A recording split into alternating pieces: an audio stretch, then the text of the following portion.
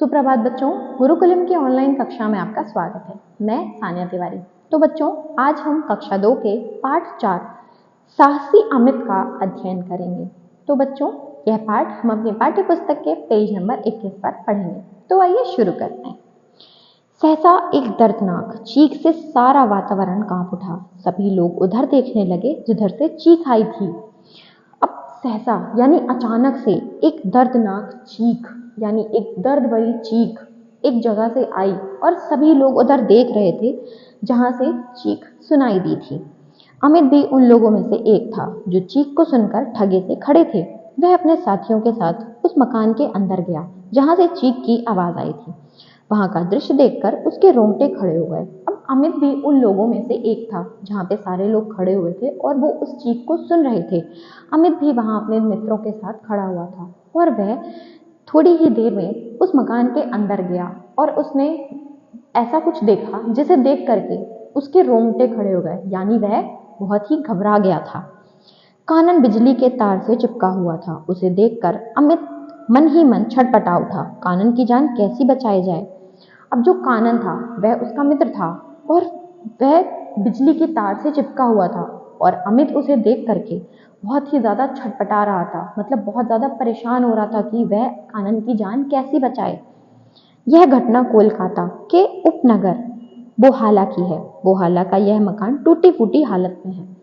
अब यह घटना कहाँ की है? ये कोलकाता के एक उपनगर यानी कोलकाता के अंदर एक छोटा सा नगर है बोहाला, वहाँ की घटना है और वहाँ यह मकान बहुत ही टूटी फूटी हालत में था जिसे बच्चों ने अपने खेल कूद का स्थान बना लिया था। और बच्चे वहाँ क्या करते थे? बच्चे वहाँ खेलने जाया करते थे। कानन अन्य बच्चों के साथ वहाँ आंख मिचोली का खेल खेल रहा था। मकान की एक दीवार पर बिजली का तार लटक रहा था। अब जो कानन था वो बाकी बच्चों के साथ वहाँ पे आंख मिचोली का खेल खेल रहा था और वहाँ की एक दीवार पर कटी हुई तार लटक रही थी। तार के ऊपर की रबर गलकर उतर गई थी। बच्चों का ध्यान तार की ओर नहीं गया। अब जो तार की रबर थी वो पिघल करके गिर गई थी और बच्चों का ध्यान उस तार पर बिल्कुल नहीं गया था।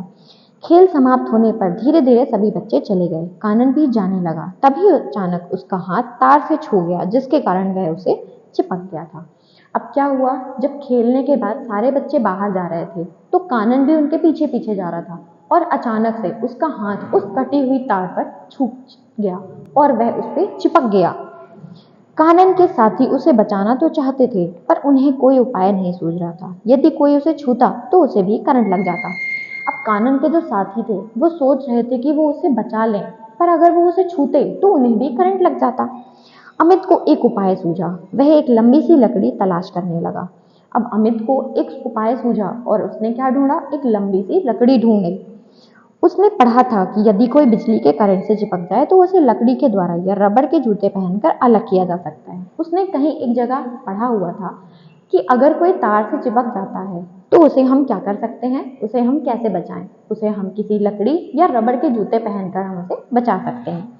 बहुत ढूंढने पर भी उसे लकड़ी का टुकड़ा नहीं मिला। उसके पैरों में रबर के जूते भी नहीं थे। अमित परेशान होता। अब उसने बहुत ढूंढा पर उसे कोई भी लकड़ी नहीं मिली और उसने रबर के जूते भी नहीं पहने हुए थे। अब वह बहुत परेशान हो गया था। वह जानता था कि यदि उसने कानन को ऐसे ही छू लिया तो उसके साथ वह भी चिपक जाएगा। उसने अपने मन में किसी भी प्रकार कानन को बचाने का निश्चय किया था। अब वह जानता था कि वह बिना रबर के जूते पहने या बिना लकड़ी के अगर उसे छुएगा तो उसे भी करंट लग जाएगा, पर उसने अपने मन में कानन को बचाने का निश्चय कर लिया था। अमित ने कानन को छुए बिना उसकी पैंट पकड़कर जोर से झटका दिया। अब अमित ने क्या किया? कानन की पैंट पकड़ करके उसे जोर से तार की ओर से झटका दिया। अब झटका लगते ही कानन बिजली की तार से अलग होकर आ गिरा। अब जैसे ही झटका लगा तो कानन जो था वो तार से छूट करके जमीन पर आ गिरा। कानन का शरीर काला पड़ गया था। उसकी सांसें भी धीमी चल रही थी। उसे तुरंत अस्पताल पहुंचाया गया। कुछ दिन के इलाज से कानन ठीक हो गया। अब करंट के कारण कानन का जो शरीर था वह काला पड़ चुका था और उसकी सांसें भी धीमी हो गई थी, पर उसे तुरंत अस्पताल पहुंचाया गया और वह कुछ दिन के इलाज से ठीक हो गया। अमित के साहस और सूझबूझ की इस घटना की कहानी दूर दूर तक फैल गई। अब अमित के साहस यानी उसके साहस और सूझबूझ की यह घटना काफी दूर दूर तक फैल गई थी। जब अमित से पूछा गया, अपने प्राण संकट में डालते हुए तुम्हें भय नहीं लगा था? तब अमित से पूछा गया कि क्या तुम्हें अपने प्राण संकट में डालते हुए जरा भी डर नहीं लगा?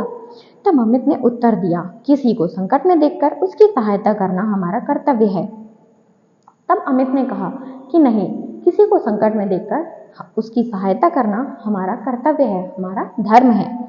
यह मैं कैसे देख सकता था कि मेरी आंखों के सामने मेरा मित्र तड़प तड़प कर मर जाए और मैं उसे बचाने के लिए कुछ भी ना करूं। यह मैं बिल्कुल नहीं देख सकता था कि मेरा मित्र मेरी ही आंखों के सामने तड़प तड़प कर मर जाए। अमित का कहना सच था। अमित सच कह रहा था कि मुसीबत में पड़े व्यक्ति की हमें अवश्य सहायता करनी चाहिए, यानी जो भी इंसान मुसीबत में हो हमें उसकी सहायता करनी चाहिए। अमित का पूरा नाम अमित बैनर्जी है। अमित का पूरा नाम क्या है? अमित बैनर्जी। उसे साहस और सूझबूझ के लिए राष्ट्रपति द्वारा राष्ट्रीय पुरस्कार से सम्मानित किया गया था। तो बच्चों, उसे राष्ट्रपति द्वारा राष्ट्रीय पुरस्कार से सम्मानित भी किया गया था। बच्चों, तुम्हें भी अमित की तरह साहसी और सूझबूझ वाला बालक बनना चाहिए। तो आप लोगों को भी अमित की तरह ही साहसी और सूझबूझ से काम लेना चाहिए। तो बच्चों, मैं आशा करती हूँ आपको यह पाठ अच्छे से समझ आया होगा। So see you in the next video. Till then, bye bye. Don't forget to like, share and subscribe.